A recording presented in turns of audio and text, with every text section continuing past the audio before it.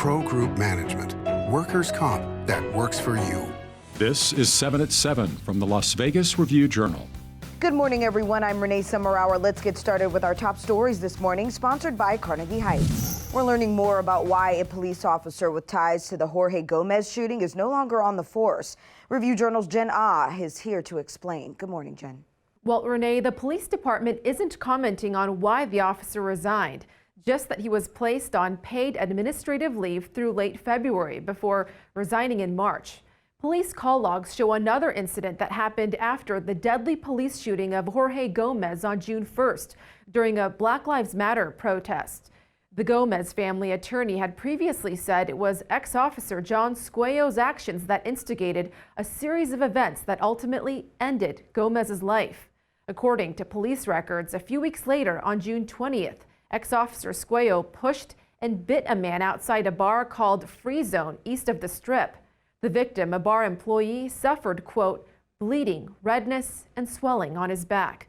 The bar has not responded to requests for comment. Renee? Governor Steve Sisolak toured the vaccination site at the Mandalay Bay Convention Center on Thursday, where he praised efforts across the state to inoculate hospitality workers against COVID-19. He reiterated that the state is on its way to its goal of being fully reopened by June 1st, thanks to the many vaccination facilities in Nevada. Throughout the state of Nevada, there are currently 25 unique on-site vaccination pods, we call them, within the hospitality industry, with many running daily, at times most convenient for workers. I had the pleasure of touring one at GSR up in Reno just last week. Police say a woman who was attacked by an intruder in her Henderson home has died.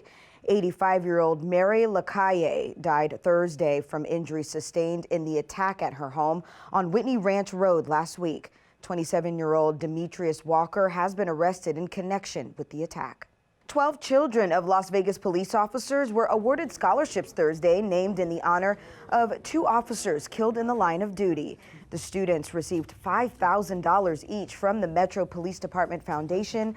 The scholarships are named for Alan Beck and Igor Soldo, who were killed in an ambush in 2014.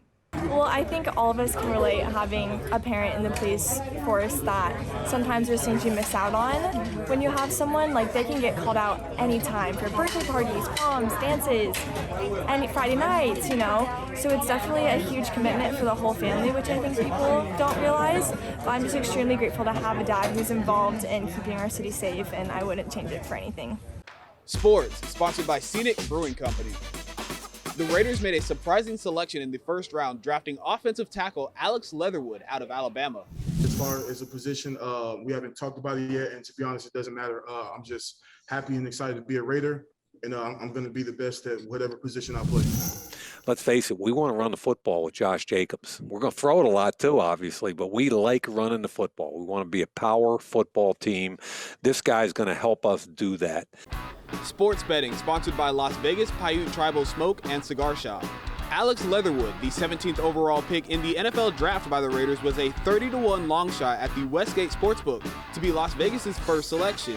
The offensive tackle from Alabama wasn't an option on the same prop at Circa, where sharp bettors won on the field, which closed at plus 250. Leatherwood went way under his draft position of 39.5 at Circa and 38.5 at the Westgate. In your business news, sponsored by Bank of Nevada, Bank on Accountability, Resorts World won't be opening its doors until June, but its exterior is already open for business in a big way. The billboard company Clear Channel has struck a deal to generate digital advertising on the outside of Resorts World. The first ad debuted this week for the LVCVA's Vegas Means Business campaign. Clear Channel will put ads on Resorts World West Tower facing the Las Vegas Strip, as well as the East Tower and on the digital wall of the Resorts nightclub. In your lifestyle news, sponsored by Get Healthy Clark County, here's a teen trying to make the desert a better place for animals. 15-year-old Christian Daniels and his family have started the Balloon Desert Project, where they hike into the desert and retrieve stray mylar balloons so that tortoises won't eat them. The colors of the plastic bags and the balloons, tortoises will mistake them for flowers, and they'll eat the plastic, and it'll kill their insides. I think it like wraps around the intestines and which causes them to die. Daniels also urges people not to release balloons into the air. Now let's take a look at your local weather forecast, sponsored by 1 Hour Air. No matter the season, no matter the reason, 1 Hour Air is here for you. Happy Friday, everyone. Sunny skies are in the forecast today with highs of near 97 degrees. Light winds for your evenings, mostly clear skies, lows in the upper 60s. For the weekend, breezy conditions will pick back up starting Saturday. Gusts could reach as high as 31 miles per hour by the evening. Still mostly sunny skies, though. Temps in the mid to upper 80s, 90s by next week. We'll be right back to 7 at 7. Don't forget to hit that subscribe button and drop us a like down below. In your health news, sponsored by 4M Dental, love your smile again. On the front lines in the fight against COVID-19 is a lab in Reno. This is the Nevada State's Public Health Laboratory. That's where scientists are using advanced technology to combat the spread of new strains or variants of the coronavirus. Right now, the only weapon that we have against this virus is a vaccine or our own immunology. And if you think of it like an arms race, the antibodies that are generated through vaccination earlier in the pandemic wouldn't be functional against the viruses that are circulating now if there was a certain amount of variation in the virus. In your entertainment news, sponsored by DiscoverYourNevada.com, brought to you by Travel Nevada, the newest tourist attraction is coming to the Las Vegas Strip this fall, and it promises to take you to new heights. It's called FLYOVER, and it's being billed as an immersive flight ride experience. It features a 52-foot spherical screen that lets visitors know what it feels like to fly over places like the Grand Canyon, Zion National Park, and, of course, the Las Vegas Strip. FLYOVER is set to open this fall on Las Vegas Boulevard next to Hard Rock Cafe. Thank you for watching 7 at 7 a.m. I'm Renee Semmerauer. If you have Amazon Fire Stick, just search Review Journal to download our channel.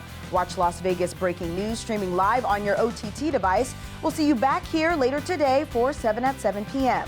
From the Las Vegas Review Journal, happy Friday. Review Journal Studio, sponsored by Adam Kuttner. Get the maximum settlement as quickly as possible. This 7 at 7 update, sponsored by Pro Group Management. You're watching 7 at 7 from the Las Vegas Review Journal.